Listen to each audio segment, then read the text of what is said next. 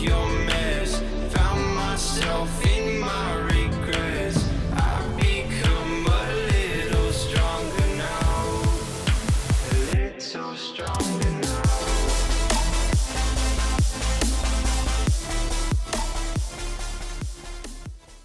Today I'm hanging out with my good friend Kent in his 2017 Ford Focus RS. So Kent happens to like Fords a lot. You guys might recognize him from the Shelby GT350 video that we have done together. So you have a, that's a 2016? 2016 GT350. 350. Yep. And this is the winter car, daily car. Yep.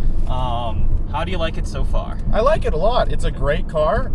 For what it is, I think they really did well. Okay. You know, there are a few things that, you know, I would consider changing, but it's obviously coming from a Shelby to this. I have a skewed perspective. Okay. In terms of performance. and Yeah, front exactly. drive, A front-wheel drive, or sorry, a rear-wheel drive V8. Yeah. Flat plane crank, and then coming to a 4-cylinder turbo all-wheel drive is a massive change. Okay. But what's your favorite thing? Let's start with the positive first. yeah. The best parts of this car. I gotta say the launch control is really fun. Yeah? Smacking the gas Yeah. and just dumping the clutch with all-wheel drive, and that's just such a cool feeling. Not worrying about wheel spin and just going and shooting off. And you know, I do like the little pops. Okay. Pops. Sounds like and popcorn. Bangs. Yeah, Yeah. I think that's really cool coming from the exhaust. Yeah, and you know, it's easy to drive. I find it really easy to drive. It's not a hassle. You know, yes, it is a manual, but I can drive it in traffic without, you know. It's got a pretty light clutch. I mean, it's easy to shift Yeah. and Most of stuff the like Ford that. clutches are actually really light now, and a lot of people don't really like that for performance cars. But I actually, Me.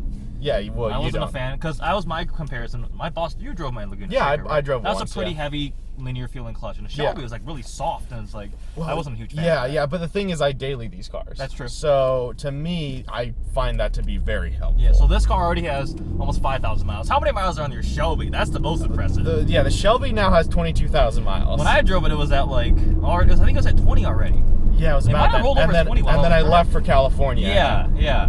So that's a pretty high mileage Shelby GT350 right there, and that's you don't have a daily commute to work and school. You have school, No, which I is not just that love bad. driving these things. Exactly. So And that's cool. I've had this car for 2 months. I'm at about 4,900 miles, about 5,000. That's good. And there's something about these things that really, compared to most other cars on the market, like, you know, there were the Subarus that I, you know, could have gotten, or even a used S4 I was looking at, instead of this. But there's something about this car that is just so fun.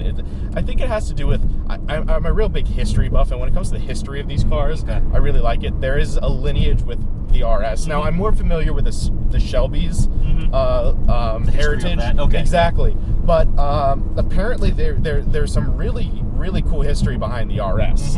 Cosworths and RS. Exactly. Mostly in Europe, though. I don't think we've gotten an RS here before. No, this, I believe, is the first one. There might have been one in the 80s, but I believe this might be the first one. That's why they're so rare, and that's why I absolutely love it, is because sometimes, in rare cases, the Europeans get something that we really want. Yeah. And you know, we're sitting here like, well, it's Ford, it's American in manufacture, well, we should get it here. Yeah. But, you know, it was really great. I was really happy when they announced that it was coming back over here. And from the minute they announced this car, I wanted it. Okay. Yeah. What do you dislike, then? That's a very good question. Obviously, Right first there. off, the ride. It hurts. The ride is painful. It hurts. I know that was one of the things that Matt Farah really hated about so he this also car. has a Nitrous Blue RS. He does, but apparently there is this new module that you can buy that plugs into the suspension unit or whatever controls all that, and it actually softens the ride, and supposedly it does it a significant amount to make the car actually drivable. Okay.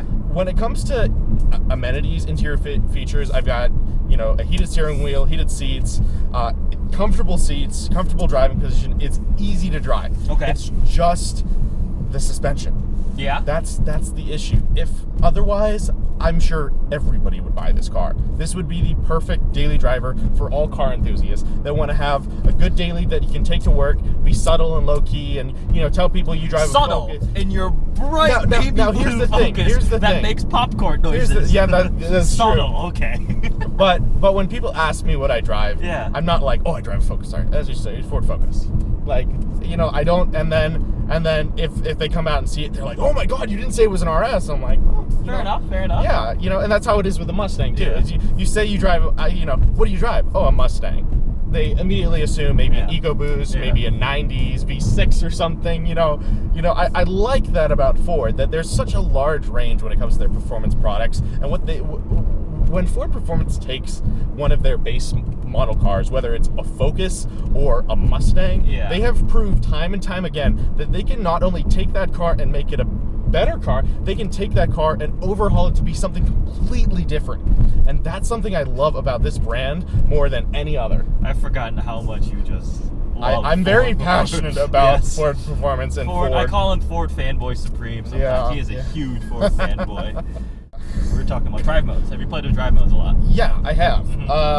And the big one, obviously, in this car is the infamous drift mode. Yeah. And it's not idiot-proof. No. As we have seen from many Cars and Coffee videos. Oh, yeah, or that, there was that one in the canyons in California, the guy came around a corner and just, flipped it over. Oh my God, I didn't even see that. That's pretty sad. But, I tried it in the wet, and it's fun. I'd say it's fun, but I'd much rather be drifting a 5.0 Mustang. Okay. If, at the end of the day, this isn't rear-wheel drive. Yeah. And as much as it tries to be with the 70-30 split, yes, it just isn't the same. Okay. It doesn't hold slides as well. Yeah. And obviously all practice on a closed course. But I've done that at M1. I took a Focus RS on M1 a couple times. That sounds the brakes fun. on fire. Oh, really? It was fun. It came back with smoking really bad.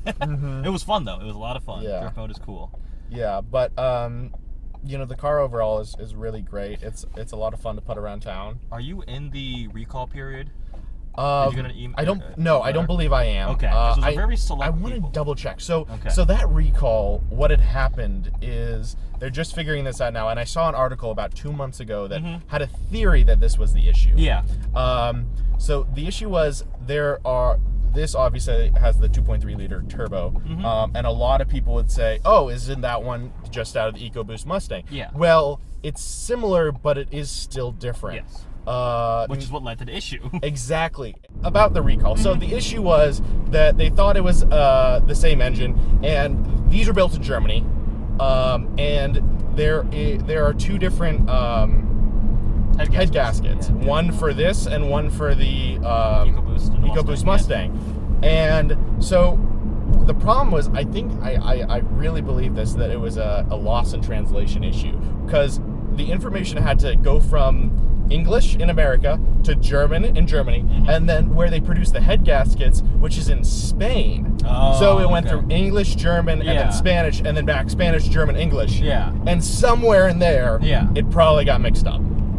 So essentially, some of them were built, very small number, I think was the final thing, were built with the wrong head gaskets. They're recalling a few more of them to take care of the issue, but I think it got blown way out of proportion by social media and everything. Oh yeah, for sure. Every Focus RS is gonna blow exactly. And everybody's gonna try and find an issue with this car. Yeah. Everybody's gonna go out and look for something like that, because at the end of the day, it is a game-changing car. It's a great car. It's something that the Evo left, and I feel like this replaces it. Yeah. The WRX needs a competitor, and it's not allowed to rule the streets. There has to be something to tame it down. My personal I think the Golf R is another one of the best hot hatches out there. Yeah, I actually considered that one too, but the thing was, am I going to abandon the Ford brand for a Volkswagen that's really fast? No. Oh. No, well, I'm not. Now your brother has a Volkswagen that's really fast. He does have a Volkswagen that's very fast. Matt, you have a fast Volkswagen. This is true. Beyond that, you're very happy with the car so far. Yeah, I do love it. Thinking about modding it? I would like to go stage 1 or 2. Okay. Either intake, tune, intercooler, all that kind of stuff. Supposedly the engines are pretty good for modding, is what I've heard. But you never know. It's always hit or miss. You got to be careful with the warranties. Yep. And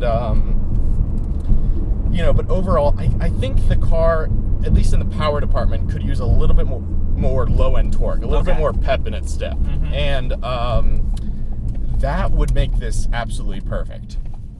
Overall, though, 2 thumbs up from Kent. Oh, for sure. Yeah. Loves both of his Ford Performance products dearly. Yep.